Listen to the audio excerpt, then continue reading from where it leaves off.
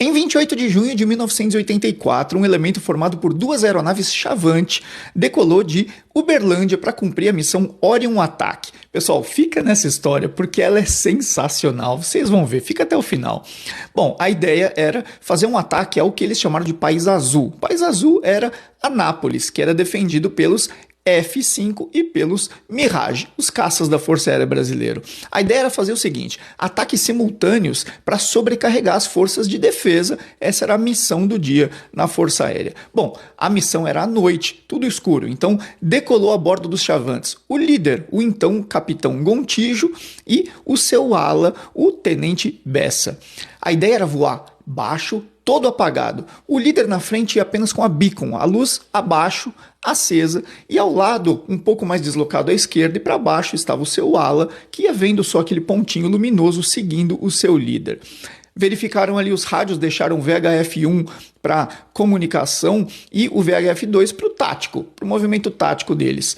Agora, eles começaram a se aproximar de Anápolis e começaram a ver já a força de defesa de Anápolis. Os F-5 passavam apenas as beacons, as luzes passavam próximas deles.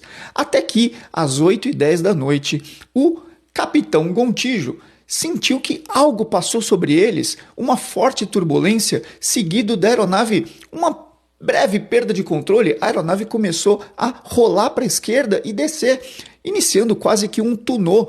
Ele sentiu ali a aeronave iniciando uma manobra de parafuso e quando ele olhou rapidamente para os instrumentos, ele viu o seu horizonte marrom, ou seja, apontando para baixo. Ele viu também o turning bank, a bolinha toda para o lado, lembrou ali das manobras de recuperação de parafuso, chutou o pedal, segurou a aeronave e conseguiu meio que manter a aeronave estabilizada, mas num voo ainda muito irregular.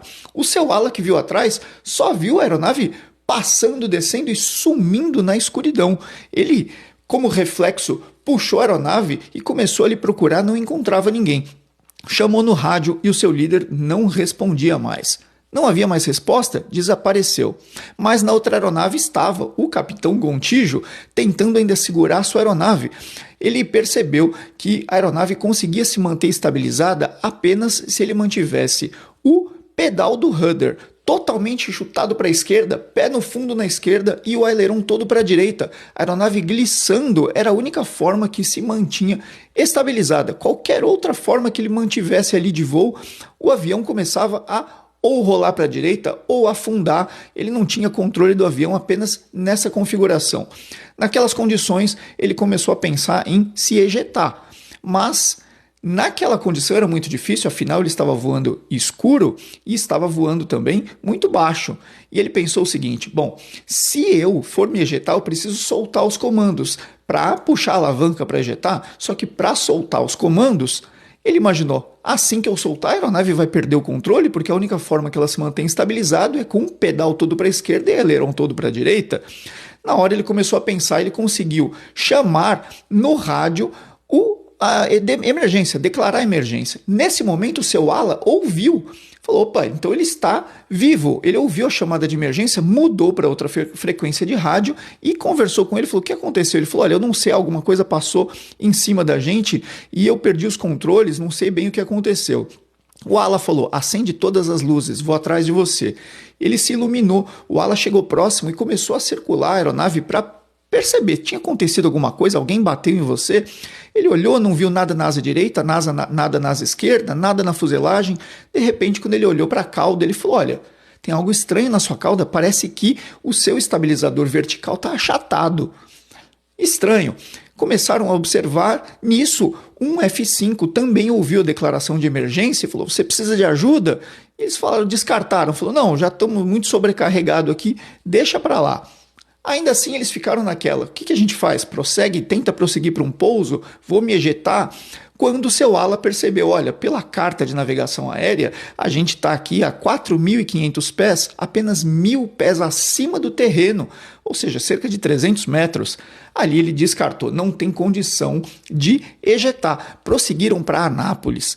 Quando chegaram em Anápolis, o ala falou, bom, eu pouso primeiro, porque se a aeronave conseguir pousar e interditar a pista, eu não pouso mais. O ala pousou, já perguntaram para ele, alguém bateu no avião? Ele falou, olha, a gente não sabe, mas aparentemente tem um pedaço ali do estabilizador vertical que está achatado. Todas as outras aeronaves tinham pousado, então começaram a perguntar, alguém aí bateu em alguém? Não, ninguém bateu em nada. Ok, nisso a aeronave veio, o capitão, na verdade, o Gontijo, na época, capitão Gontijo, ele veio com muitas fortes dores na perna esquerda, afinal, pessoal. Um mês antes, ele tinha rompido os ligamentos do joelho e passou mais de 20 dias com a perna engessada, ou seja, sua perna estava com a musculatura debilitada e pezão no fundo ali segurando o chavante, comandos pesados, ele já estava com a perna trepidando de tanta dor. Mas ainda assim, naquelas condições, ele ainda tinha estava rápido demais para descer flap, para descer trem, estava acima dos limites estruturais de flap e trem.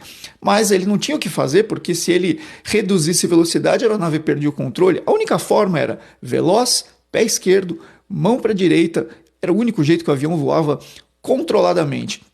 Conseguiu aproximar de Anápolis e com todas essas dificuldades dos controles, ele conseguiu alinhar com a pista e veio como um rasante, voando como um rasante próximo à pista, muito veloz, e quando ele chegou já quase na metade da pista de 3.300 metros, ele conseguiu, enfim, tocar glissando primeiro o trem de pouso direito, a asa, o tanque abaixo da asa ainda raspou no asfalto e a aeronave conseguiu parar na pista e só depois que ela tocou realmente na pista que ele conseguiu reduzir a velocidade e parar nos limites da pista.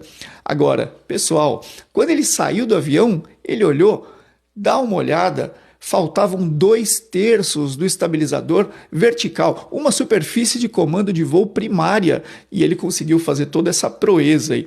Aí depois começou, e agora? O que a gente faz? Tá faltando. Quem que bateu na gente? Entraram em contato com os outros aviões? Nada. Quando foram fazer inspeção nos outros F-5, viram que tinha um F-5 com umas marcas na asa direita. Entraram o avião no hangar com iluminação e viram que realmente tinha um flap cortado, faltava um pedaço ali do bordo de fuga. E eles começaram a entender que foi um F-5 que bateu nele. Agora, dá uma olhada nessa imagem. Olha como que tem que passar próximo um F-5 de um chavante para um F-5 com a asa cortar 1/3 da cauda de um chavante. Veja como foi questão ali de centímetros para não acontecer o pior. Agora, sabe o que é o mais interessante de toda essa história, pessoal? Vocês lembram do episódio 195 que eu trouxe aqui de um F-5 que pousou em um Fusca? Pois é, quando eu contei aquele caso, o Hélio, filho do atualmente Coronel Gontijo, que está na reserva da Força Aérea, ele entrou em contato comigo e falou, olha, naquele caso dos F-5 que pousou no Fusca, o meu pai era um dos pilotos de um dos F-5, foi o ala dele que pousou no Fusca. Pois é, mas ele me disse assim, agora, o meu pai tem uma outra história ainda melhor que essa, e contou justamente com detalhes aí, me passou todos os detalhes desta história. Além disso, me mandou este vídeo incrível, dá uma olhada. Também, ó, meu pai na época voava o Chavante e um F-5 cortou com a asa a cauda do Chavante. Aí o F-5 pousou primeiro sem saber, e meu pai conseguiu pousar depois e deram para ele o terço que sobrou, né, da cauda do Chavante. Aí ele me deu, eu preguei aqui em casa na parede. Fala a verdade, essa história é ou não é sensacional? Deixa aqui nos comentários se valeu ou não valeu a pena ouvir essa história inteira. Um grande abraço, até a próxima.